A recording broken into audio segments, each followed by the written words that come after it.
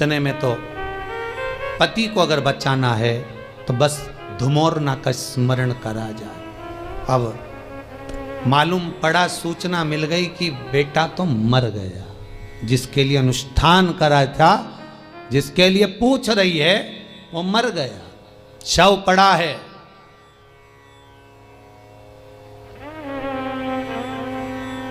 शव के पास गई नहीं, बहू भी नहीं गई, मां भी नहीं गई, शिव अर्चना, धुमोरना का स्मरण करा। शंकर भगवान के शिवलिंग पर काली तिल चढ़ाना प्रारंभ करी, धुमोरना सामने आकर खड़ी हो गई।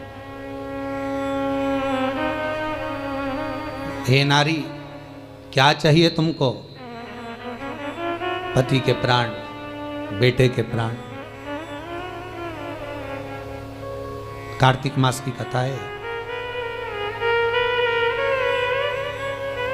बेटे के प्राण चाहिए, वो कहती है मुझे पति के प्राण चाहिए। धुमोरना कहती है उन्हें हुआ क्या है? अब इन दोनों के पास सूचना आई ना आई कि पति मर गया, पर ये अपनी साधना को नहीं छोड़ी। धुमोरना से कहती है मेरे पति के 18 वर्ष की आयु दी है, वो मरने वाला है। धुमोरना ने कहा अगर वो मर गया हो तो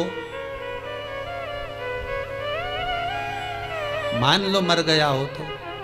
यमराज की पत्नी धुमोरना कहती है तुमने मेरी और शिव की आराधना करी है, मैं दक्षिण दिशा की महारानी हूं, चिंता ना करिएगा, मैं दक्षिण का मार्ग रोक दूंगी, क्योंकि पहली स्त्रियां मिली जिसने मेरा आराधना करी। दुनिया के लोग यमराज को मनाते हैं, शनि महाराज को मनाते हैं, बृहस्पति को मनाते हैं, सब देवताओं को मनाने में लगे रहते हैं, पर पहली तुम मिली जिसने शंकर के कहने पर मेरी आराधना करी है।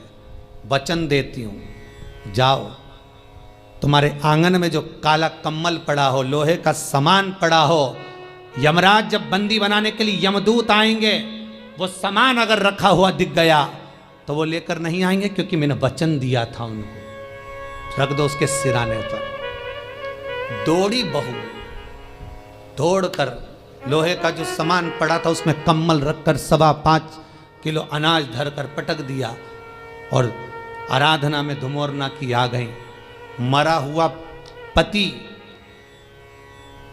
गरुड़ पुराण कहती है जब प्राण छूटते हैं, प्राण छूटने के 3 दिवस तक जीवात्मा एक एक पहलू से आत्मा जब निकलकर जाती है, तो एक पृथ्वी के आकर्षण से जब दूर होती है तो उसमें 3 दिन लगते हैं। अब धुमोरना ने जो रगवाया, यम के दूत लेकर जा रहे थे तो हाथ से वो जीवात्मा वापिस छूट गई। छूटने का कारण पूछा यमदूतों ने, हुआ क्या?